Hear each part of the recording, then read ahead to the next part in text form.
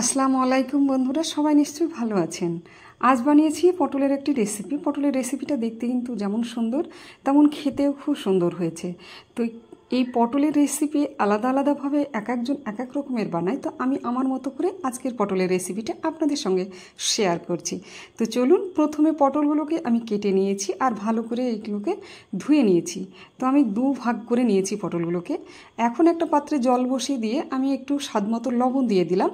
এরপর জলটা যখন ফুটে গেল তখন আমি এই পটলগুলো ওর মধ্যে দিয়ে দিলাম, দিয়ে একটু ঢেকে দিলাম, দিয়ে কিছুক্ষণের জন্য আমি এটাকে ফুটিয়ে হালকা সেদ্ধ করে নিয়েছি। তো এখন সেদ্ধ হয়ে গেছে, আমি প্যান বসিয়ে দিয়েছি।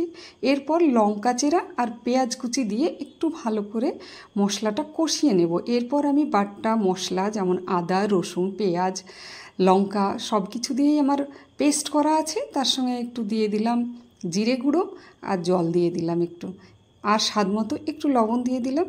দিয়ে আমি হালকা করে কষিয়ে নেব, একটু হলুদ গুঁড়ো অ্যাড করে দিলাম, দিয়ে একটু মশলাটাকে কষিয়ে নেব। একটু কালো জিরে দিয়ে দিলাম।